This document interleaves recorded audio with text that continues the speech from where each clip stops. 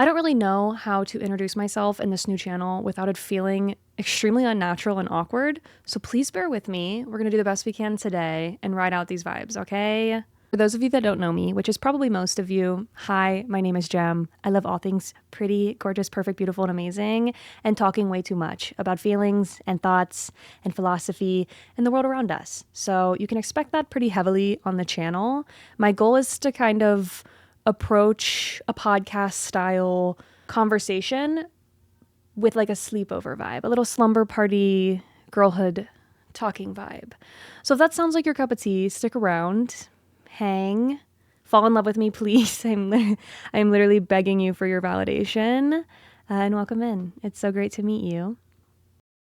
My goal with the video today is to just talk about change and the fact that we can change into whatever we want to change into at literally any time, and the only thing stopping us is ourselves. It doesn't really seem like that difficult of a conversation to have, but I think the biggest thing is that it's kind of a hard conversation to start. A lot of us don't really think about it. We're not really thinking about, how can I change today? We get into the mundane, we get into these routines that we forget to challenge our defaults and really look inward and start asking questions. The problem with that is that we start growing into a person we don't even like anymore, and we start feeling trapped as that person we don't like anymore, and we don't even know why we feel trapped in it. So sometimes just having that question, like having that reminder to ask those questions is huge. It's so important. This is your reminder. This video is your reminder to just sit down with yourself, ask a couple questions, and make some new discoveries. I think with this topic, a big thing about starting it in the first place is that we either don't think about it through trauma or whatever, or we build an entire ecosystem in our life with relationships and blah, blah, blah, based off of this identity that we haven't checked or touched up in decades. For a lot of us, our favorite color is the color we picked in 4th grade when we were asked in school for Get to Know Me. Or our favorite animal is the animal we picked when we went to the zoo in 2nd grade. And we just never thought to ask that question again and change it up a little bit. So not only are we not challenging these defaults and actually looking inwards and questioning them, we also feel the pressure of external relationships. And, oh, is it going to be weird that I don't like this thing that I said I liked last week? So there's so many different pressures. There's so many different facets as to why this conversation is so difficult for all of us. When you are asked something about yourself, when starting a new relationship, I think starting new relationships is a great opportunity for self-reflection. You start a new relationship, whether it's a friendship or a romantic relationship, that is the perfect time to actually sit back and ask these questions, because you're not necessarily pretending to be something you're not for somebody new, but you are challenging this perception of yourself through a brand new lens. And it makes you start realizing like those like beginner, like new relationship questions, get to know you 101s.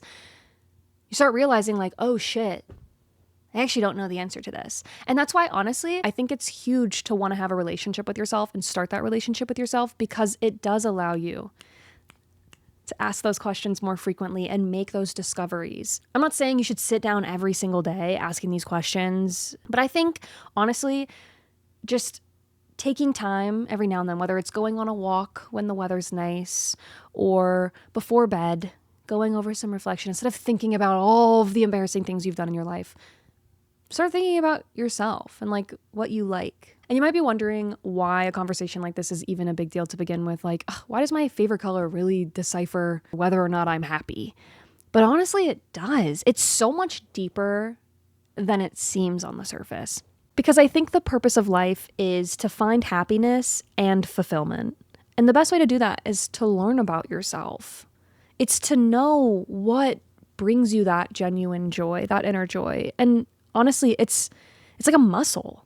So when you're not regularly doing those check-ins, it is so easy to forget how to know that you like these things, to forget how to know that you are enjoying them in the experience. A great example of this is if you're someone who loves the concept of something. You love the concept of a vacation or going to get dinner, or going to the movies, and then it actually happens and you are so removed from the situation. You're like on the outside looking in. You're like, the concept's fun. I don't think I am having that much fun with it. This is a great example of you losing touch with your preferences and with how to connect with yourself. You should be able to sit in a moment and feel how it's making you feel, how your environment around you is affecting your emotion, and how the time of day is making you more productive or less productive. It's making you sleepy. Those are so important when it comes to living your day-to-day life, which is why you need to start with the basics of self-understanding. That's why childhood has such a rose-colored tint, a rose-colored lens to it, where the days felt longer and things felt more positive and enjoyable when you were happy. It just felt different when you were a kid. And it's not because of nostalgia or the fact that you were a kid. It's because you were actually exploring. You were actually happy. You knew how to be happy because you knew yourself. When you were a kid, you followed uninfluenced urge. So it was so much easier for your days to feel fuller and life to feel better because you were in tune with yourself. You were connected. You weren't taught by the world to start neglecting that yet. When adulthood comes, we forget to ask those questions again and see the world around us and where we fit within it and challenge where we fit within it. That is self-abandonment. You are abandoning your identity and your emotions for whatever reason. And I think it's very important that you clock that and start making those changes. Stop being indecisive. It's not easier for others for you to be indecisive. It is so important for you to be so aggressively you with your opinions and your wants and needs and likes and blah, blah, blah. And if your thought is, well, I didn't even know what I wanted it to be in the first place. Girl, that's like literally the reason you're here.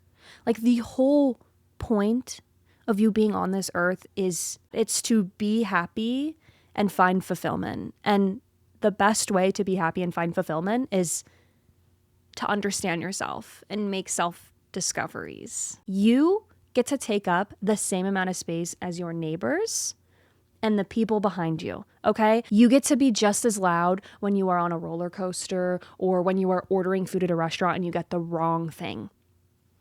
You are just as deserving of being satisfied and fulfilled and happy and treated in the way that you like as anybody else. I think everyone needs to reconnect with that inner whimsy.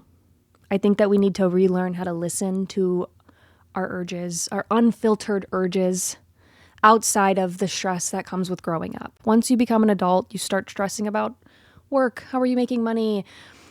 The relationships around you, food, all of these things that are, of course, important. It's our survival. When you're a kid, you don't have to worry about survival. But we start to fill our brains with only survival. We forget to continue to develop our inner world. And the problem with that is that your inner world should decipher and influence your outer world. When you bring your inner magic to the outside, you naturally flow on a vibration that is so much more positive and fulfilling and happy. So not only are you happier, right? You're learning how to get back in touch with that. You're influencing those around you. People are seeing that and going, that whimsy, I missed it, right? And they go, oh my God, I haven't asked these questions. And you start reminding people to live again. And it makes life better.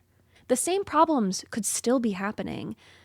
But when you bring that inner world to the outside, coping with it is so much easier. Life feels so much better.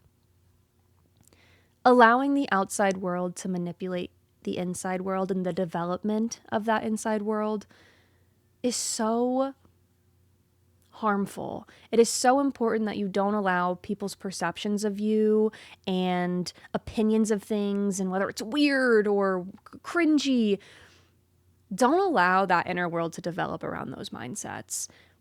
It only holds you back. Also, being embarrassing and being cringy is quite literally a mindset. Like, it is impossible to feel those things if you refuse to accept that they exist. I'm sorry. I needed to lay that one down. I think it's very important that we all keep that in mind. Back to what I was saying.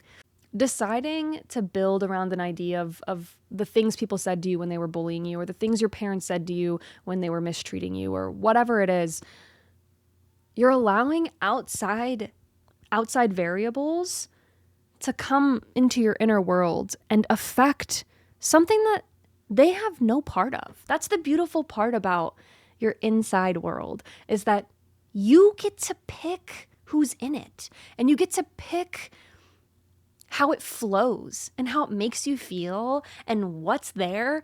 So why are you allowing people that do nothing but hurt you in there? Don't do it, girl. Kick them out.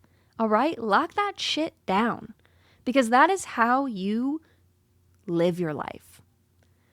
That shit influences everything around you. So with that, get excited to discover yourself again. Ask questions you haven't asked in a long time. Start looking around, just slowing down and looking around and interpreting what is going on around you and how it's making you feel. Learn how to reconnect with your inner world and how you feel about things, so that you can start learning how to live again and learning how to feel and enjoying life, because it's literally the whole point. All right, that's all for me for this first video. Please drop some love, drop some support. I'd really, really appreciate it. Welcome if you're new. Okay, I love you guys. Peace.